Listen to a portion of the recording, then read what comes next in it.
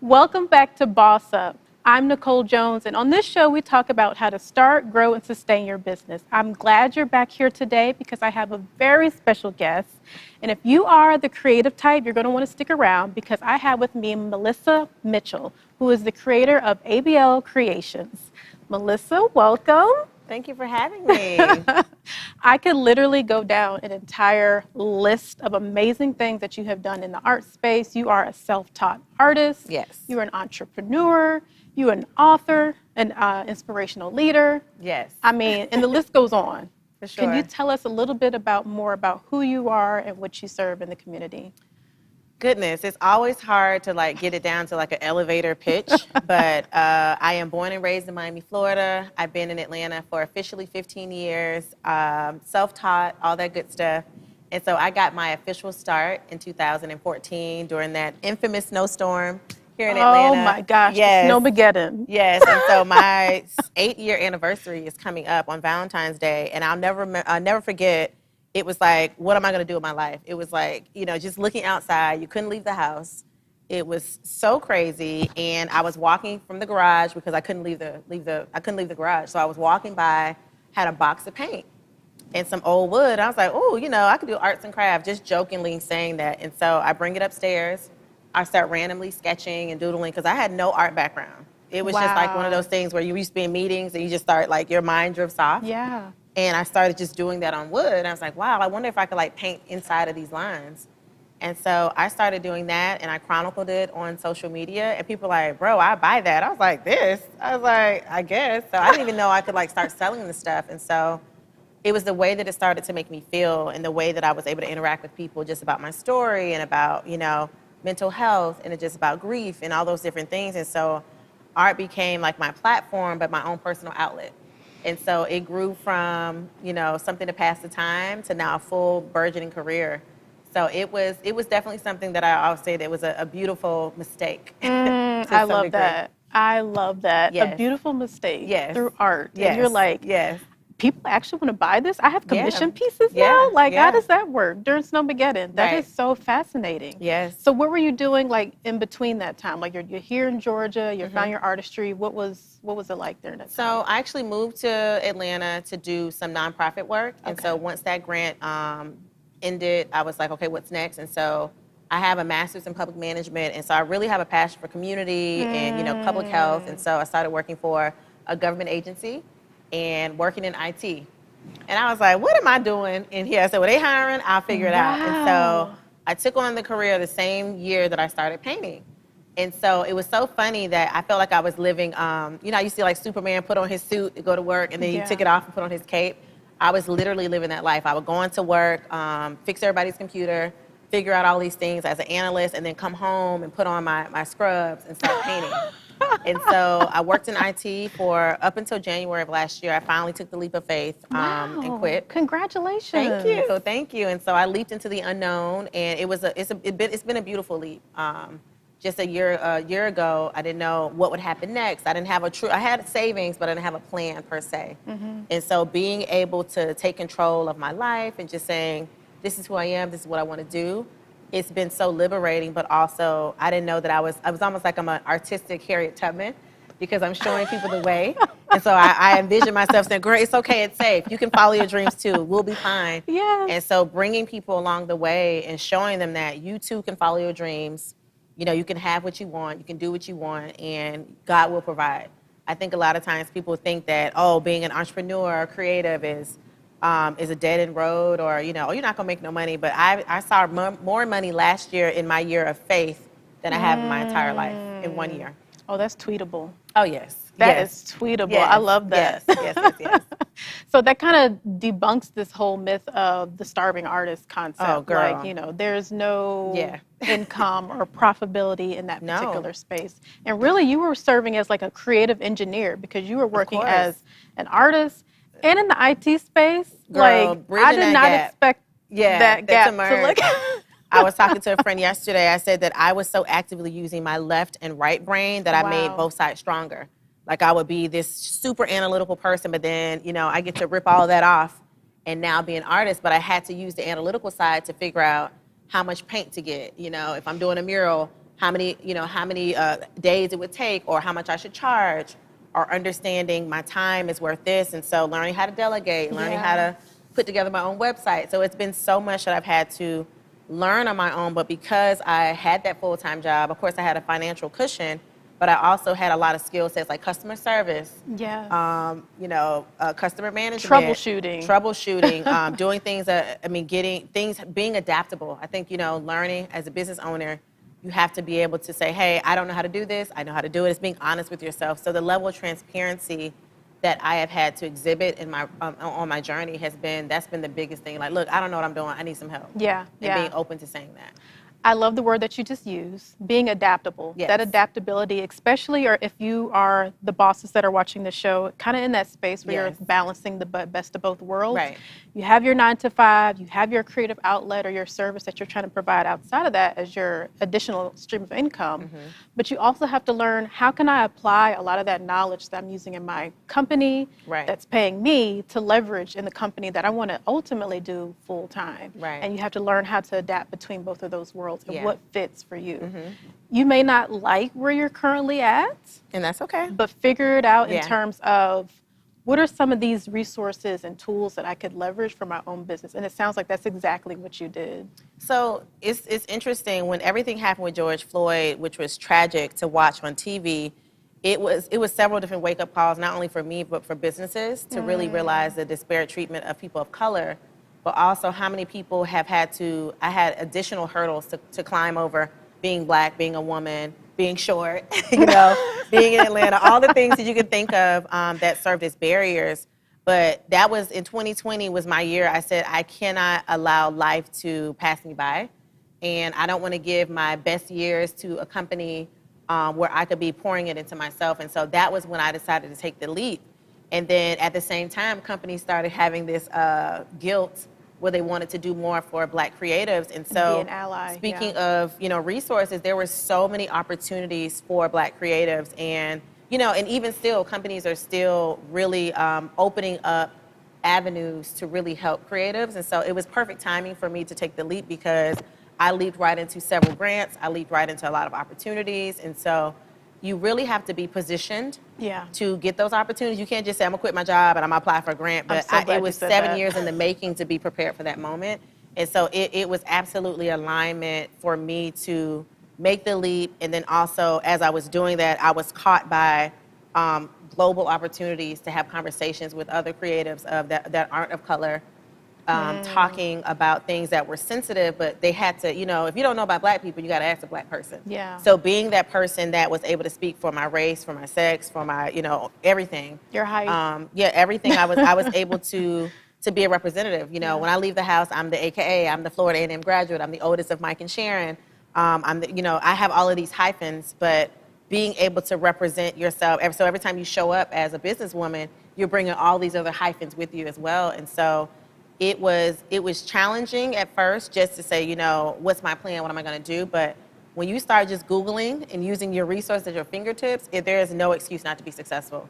Even when people ask me questions, I said, would you Google it first? Before you DM me, Google it. And I'm not even being, mean. There's so many, like 10 years ago, we couldn't do half. Like when I have little questions like, okay, how many ounces are in, a pound? Like when I'm looking little questions that you can't remember, you can Google. So it comes to business, how should I go about, my business, LLC? Yeah. How should I file my taxes? There's so much to do now, but the resources are limitless. Like it's just, you can't even imagine what you can do from your laptop, from your house. Yes. Yeah. Literally, Yeah. literally. And it amazes me that some of those questions that you're presenting, a lot of people don't take the time to No. actually research. People want you to they want you to give them the answers.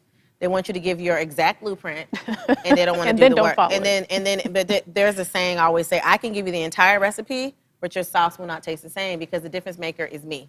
And so that goes to, having the imposter syndrome or why is Nicole like this? Why isn't Melissa like this? Because everybody has their own allotted timeline, their own blessings, their own plans. And so while you get excited about people that influence you, you have to be committed to your own race because everybody has their own time. What took me 8 years took somebody a month. I'm like, well, I was in this, for so long. Yeah. But what I went through prepared me for moments like this. So I know how to show up because I've had the training that God took me through. Yes, I love that. I love Yeah. that. Oh, that's amazing. Yeah. Such a fascinating story. There's so much more I want to unravel. But that was one of my favorite moments of this season. Oh my God. Look, and Maria's turning red over here. Right. He just went in on me for real. I'm like, oh my God.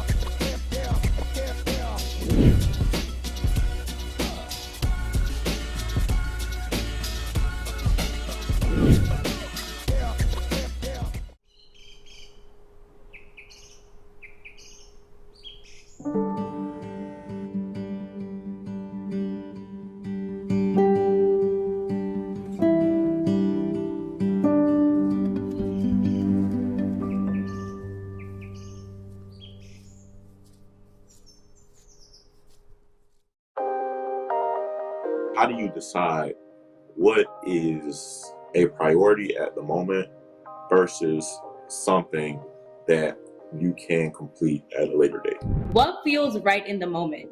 Because sometimes it's like, okay, this is really high on my priority list, but I really just don't feel like it. But I think that in order to be productive is like, do what's best for what you feel like in the moment. So if this easier task is easier for you, do that and then tackle the harder task.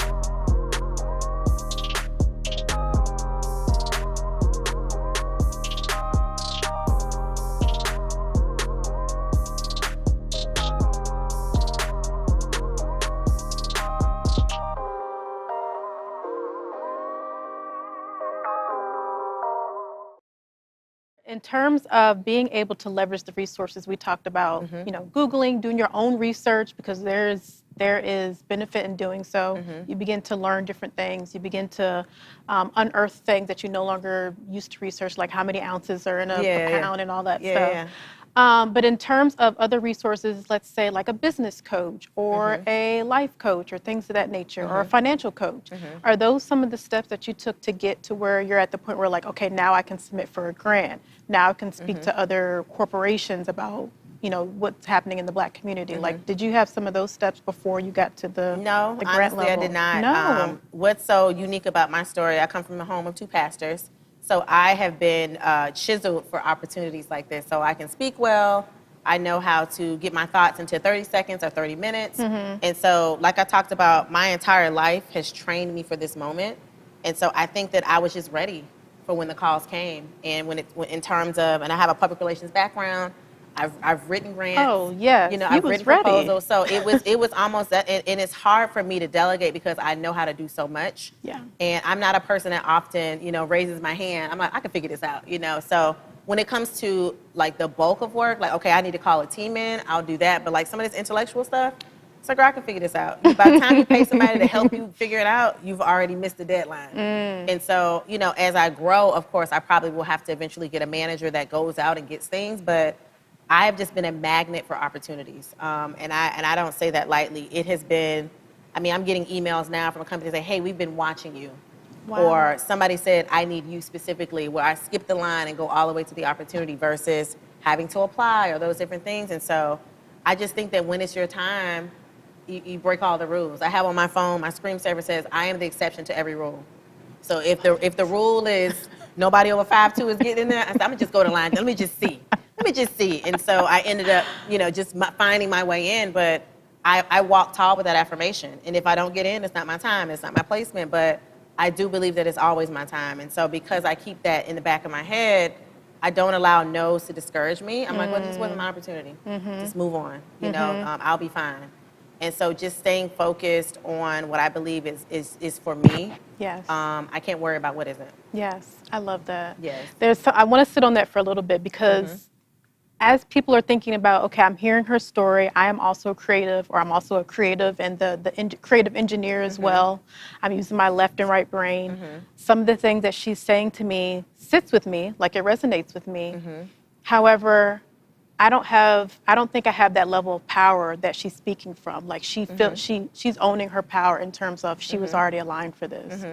In terms of how you were able to, and I like the word that you used, you were chiseled for this because it was really your upbringing, and you essentially recognized that. You reflected on it. You was like, you know what, I've been made for this my entire life, not knowing it was going to lead me here. Can you speak on the power, or essentially owning your power to actually get to where you are today and be able to do those things? A lot of people ask how I found my artistic voice or how I find my why or whatever those things are. And I think it's you doing the spiritual work. For me, I talked about my father passing away 2010. He was my pastor, my best friend, my confidant. But what I learned in that process is that seeking God for yourself, that relationship is far different from hearing about it or coming to church every Sunday like a robot. Like, okay, I came to 10 o'clock service. As soon as that, I'm back in the car listening to Rick Ross, you know, playing loud. Nothing wrong with Rick Ross, but, you know, losing that alignment as soon as you walk out. But when I started seeking God on my own, listening to different resources, you know, really, really honing on the spiritual side, I think that's when I became a magnet. God could trust me spiritually. And I think that's what really happened. It wasn't really like some magical, like, I didn't go to the forest and look up into the sky and I got a light. It was a daily, I mean, even now, I'm listening to Bob Proctor on my way in, listening to Catherine Ponder, listening to different pastors that speak on owning your power. So I think it's a daily decision to be great. I mean, we just saw the young lady commit suicide. She had one Miss America, one, you know, almost Miss Universe, all these different accomplishments, and even that wasn't enough. So you have to learn that accomplishments and things don't make you, right? And so when you separate your value from winning and doing all these things, you learn that you're still a good person, right? And so it's disheartening that people think that because you made it or you have money, now you're better. And it's like, you really still aren't that great of a person. You know, it's when nobody's watching what you do. It's the still paying for somebody's groceries, that card got declined, and not putting on social media like, I just paid for the cold groceries. You know, God bless me. And it's like, you don't have to make this a public thing. Like, just pay for the groceries and go in peace. And so I've learned that doing the soul groundwork is what really keeps me, I guess I want to say grounded, but it just keeps me like human. I think that's the difference maker in owning the power, is really, really becoming who you are every single day and just being okay with that. Because people will see my journey and be like, well, why hasn't God done that for me? My stuff is better. I said, it probably will be, but you're not me and I'm not you. And so I'm okay with that. And so once you really own that, you'll be fine. It's the internal work that has to get done. And it's every day. Yes. And also something that you said made me think, always being a student, because you said you're listening to Bob Proctor and all these different influences in terms of motivation. Like, you're always going to be a student. Even if you've reached that level of success that you think that you've won or succeeded at, you're always going to be a student. You're going to hear something again. It's just like reading the Bible. You read it again, you're like, I just learned something different from what I originally got from this particular scripture. So again, it's just essentially being able to know that you get to certain levels, but then you have to then realize you're reinventing yourself every time you get to the level of your success. And then you're reinventing yourself again because you're finding new things and learning new things about yourself along that journey. Absolutely. So that's awesome. That's amazing. So let's get to the juicy stuff about more juice. We've talked about some juicy stuff. More juicy stuff in terms of ABL Creations, like your baby, your passion that came out of a mistake, essentially. Snowmageddon itself. Oh my goodness, of all things.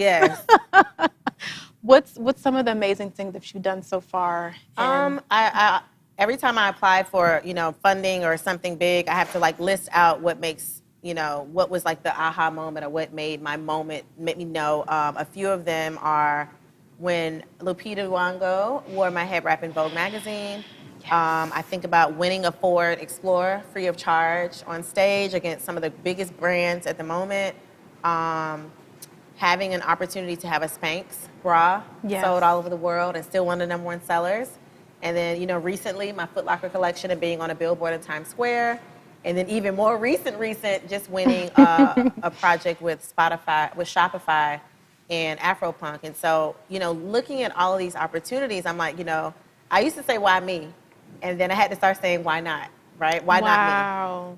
And so it's been so amazing to see the affirmation from billion-dollar brands, not just like mom and pop, which is cool too, but brands that I, you know, align with success, right? It's almost Yeah. like when I make it to the chair with Oprah, I'll be ready, but it'll Yes. also be, I knew this was coming. I don't ever think I'm taken by surprise. I'm like, oh wow, I'm interested to see how it's gonna happen. Because I always knew it was gonna happen, I didn't know how. And so even in this moment now, ABL Creations is constantly evolving, learning what's important, what's not important, what to focus on, how to scale up. Do I scale up? Do I scale down? Do I move this direction? Do I hire more people? So it's a constant pendulum of just learning how to just be open, you know, and being open for anybody that has advice, but still knowing that this is my ultimate goal. It's okay to listen to left and right, but staying really straight and narrow is really my focus.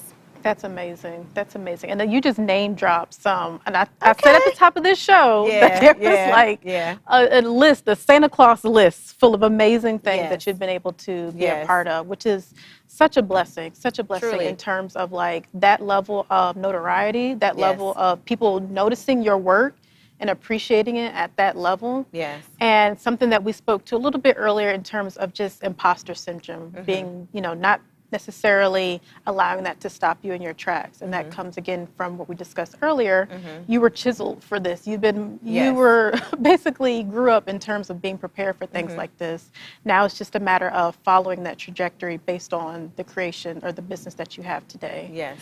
So how does that, in terms of, you know, your team, and you talked about scaling, how does that actually work in terms of, you know, being able to know, am I going to scale up based on these different opportunities? Do I keep the same team? Like, how does that work with So, you know, like with the Foot Locker opportunity, I had the largest purchase order I had ever experienced was with them. And so I had to hire my entire family because I still was under an NDA.